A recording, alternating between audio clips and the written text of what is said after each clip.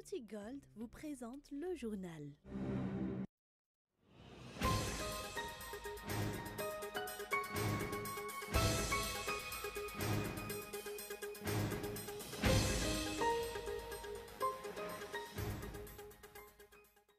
Un développement rapide et durable pour Madagascar et son peuple, c'est le principe du président de la République actuelle et des nouveaux membres du gouvernement. Une démarche dont la concrétisation est déjà entamée.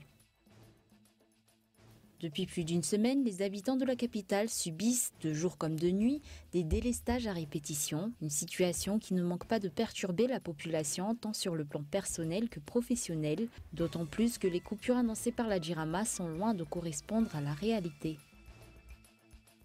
Le Nigeria a repoussé d'une semaine les élections présidentielles et législatives prévues aujourd'hui, la Commission nationale électorale indépendante arguant in extremis des problèmes de logistique à l'issue d'une réunion en urgence quelques heures à peine avant l'ouverture des bureaux de vote. La descente aux urnes sera donc reportée au 23 février prochain.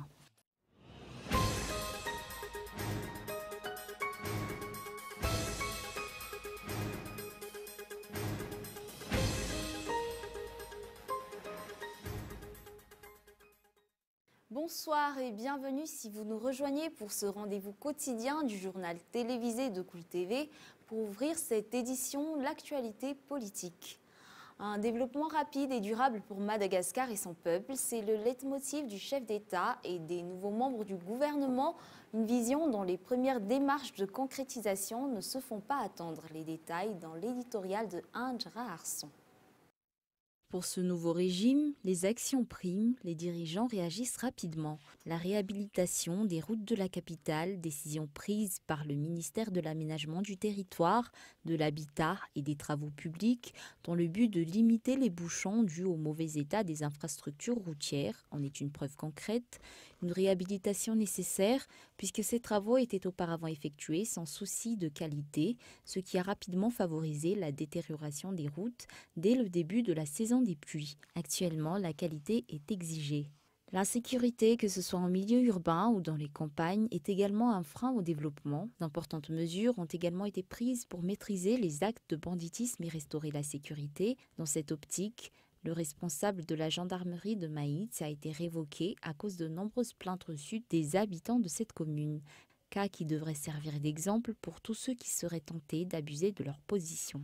D'autre part, dernièrement, les arrestations pour des affaires de corruption, de trafic de bois de rose et de fraude douanière se sont enchaînées, des décisions qui prouvent que désormais l'impunité n'aura plus sa place au sein de la Grande Île. En parallèle, la mise en œuvre de la politique générale de l'État, conformément aux promesses faites par le chef d'État, a démarré, à l'exemple de la construction des nouvelles villes à Mbuji-Manzak, Mbuji-Petu et Mbuji-Chim. Des logements sociaux seront également bâtis à Ivat. Outre cela, les 100 hectares destinés à la riziculture ont déjà été fixés. La Jirama va aussi importer directement son carburant pour réduire le coût de l'électricité, des projets urgents pour un développement concret et durable du pays. Cela fait plus d'une semaine que les habitants de la capitale doivent subir des délestages à répétition, une situation qui ne manque pas de perturber la population tant sur le plan personnel que professionnel, d'autant plus que les coupures annoncées par la Jirama sont loin de correspondre à la réalité. Un reportage signé Albertin Ramiel-Yarif. Dernièrement, les habitants de la capitale doivent encaisser les conséquences des délestages à répétition, des coupures qui peuvent durer jusqu'à 4 heures et pourtant, d'après les communiqués officiels publiés par la Jirama à travers les réseaux sociaux, elles ne devraient pas faire plus de 2 heures par quartier. La population craint une croissance de l'insécurité, les entreprises se plaignent de pertes engendrées par cette situation, sans compter les détériorations des matériels électroménagers dans plusieurs foyers d'Antananarivo.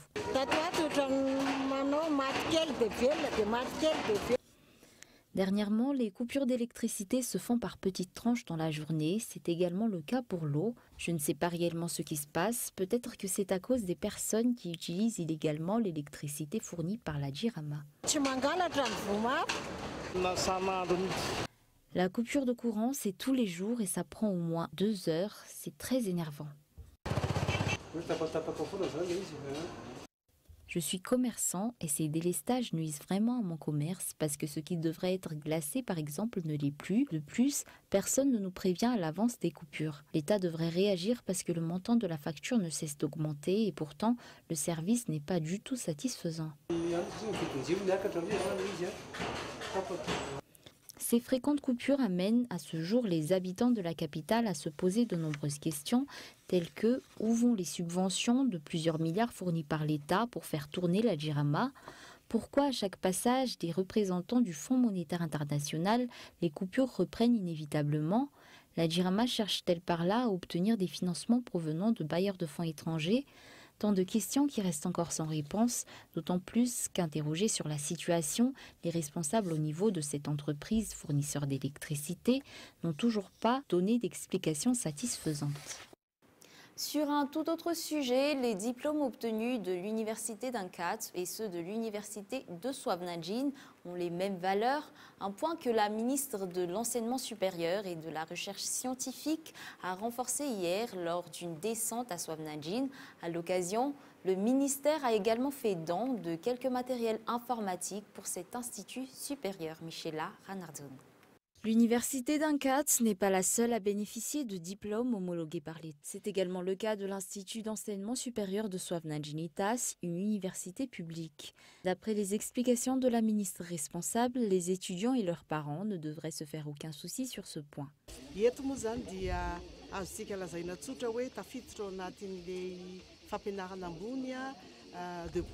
Ici, la politique de l'université de proximité est appliquée. Les études menées ici ont la même valeur que ceux dans toutes les autres universités de Madagascar. Chacun des enseignants font le maximum d'efforts pour donner la meilleure formation possible aux étudiants. Dans cette université de Swavnagin, les formations portant sur les besoins de la région d'Itas ont été priorisées, comme c'est le cas dans les universités situées dans chaque province.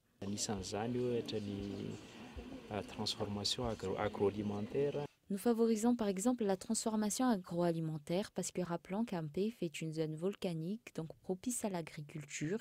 C'est également le cas de l'énergie renouvelable car à Bunglav, il fait assez chaud donc il est possible de se servir de l'énergie solaire. Actuellement, IESSI accueille près de 700 étudiants répartis sur 9 filières. Hier, la ministre de l'Enseignement supérieur et de la Recherche scientifique a effectué une descente sur place, sa première descente depuis sa nomination. À l'occasion, le ministère a fait don d'ordinateurs et d'imprimantes à cette université. Dans l'actualité sociopolitique, aujourd'hui, le parti Malagas Miaramiang a réalisé un reboisement dans la commune de Managin. L'objectif est de protéger l'environnement et de lutter contre le réchauffement climatique. Des représentants du parti dans toute la grande île étaient présents pour cette activité environnementale. Reportage Omnasai. D'après les chiffres fournis par le ministère de l'Environnement, si en 2005, les zones forestières de Madagascar recouvraient plus de 9 400 000 hectares, en 2010, cette superficie est descendue à près de 9 200 000 hectares, soit près de 36 000 hectares de forêts ravagées chaque année.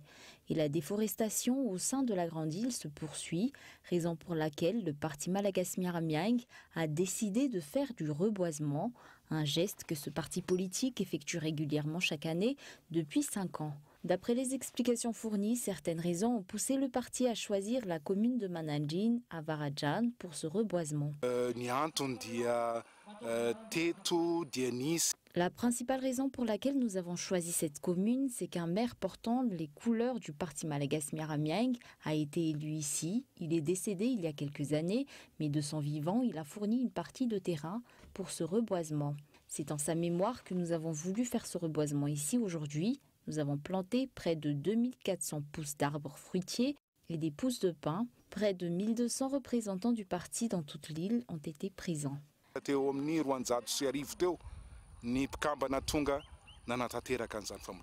Les habitants de la commune se sont joints aux membres du parti Malagas Miaramiang pour cette action environnementale et vont aider à surveiller la croissance de ces plantes. Le président du parti, Adzondianen Arvel, était également présent sur place pour accomplir sa part de travail.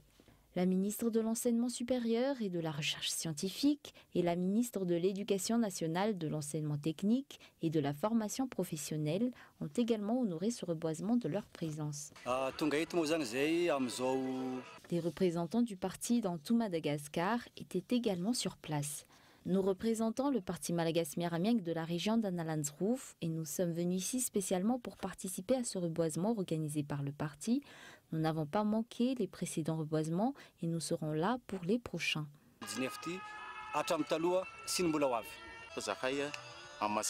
Pour nous, le reboisement est important, c'est pour cela que nous sommes venus nombreux ici aujourd'hui.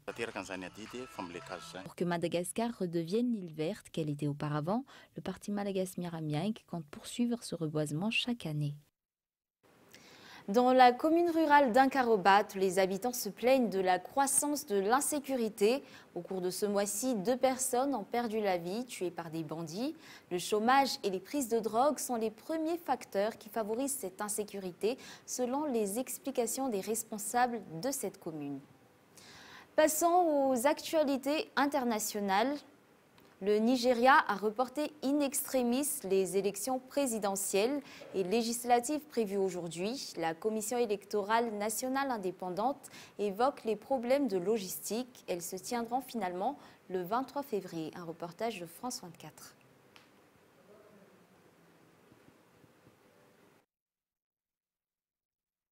La décision est tombée peu avant 3 h du matin. Réunie en urgence, la commission électorale du pays reporte finalement d'1 semaine les élections initialement prévues ce samedi.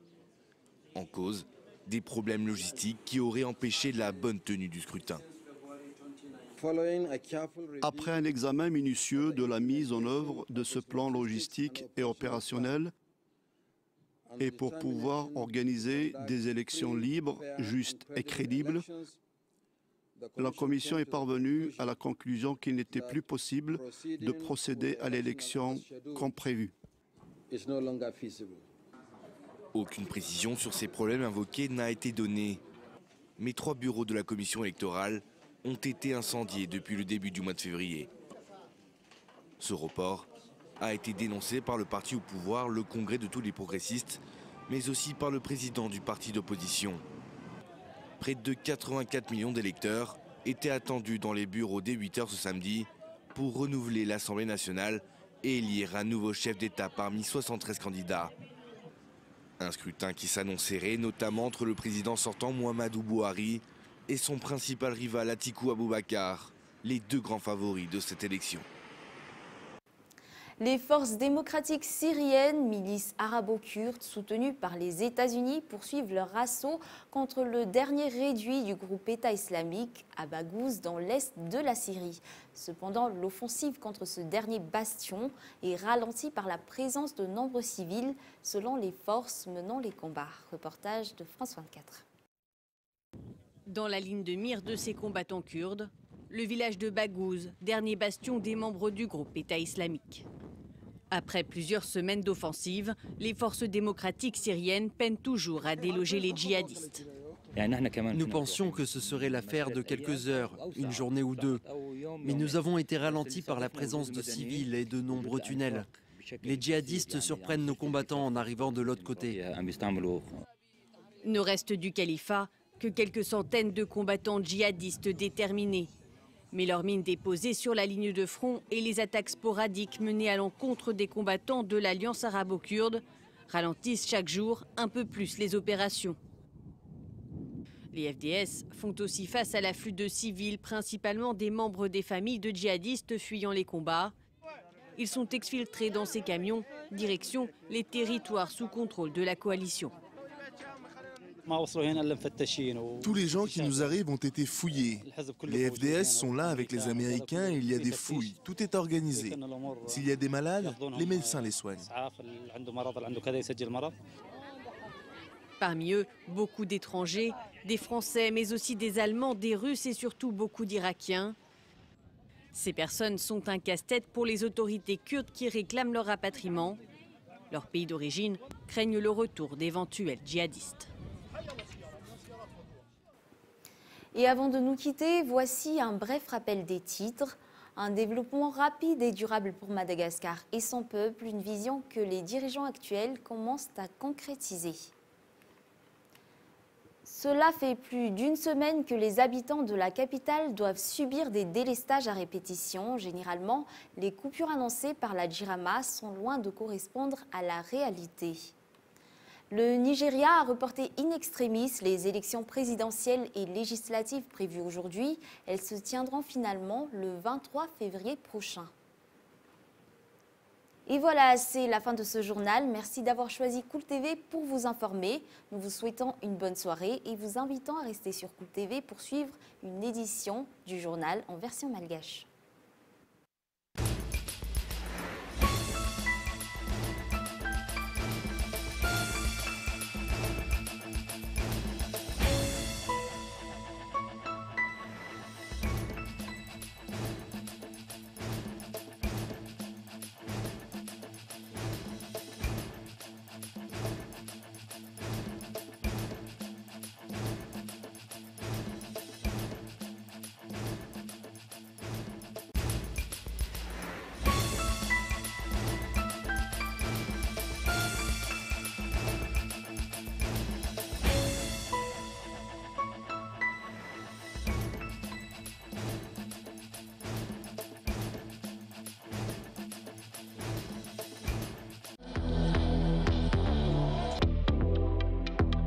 Le journal vous a été présenté par Beauty Gold.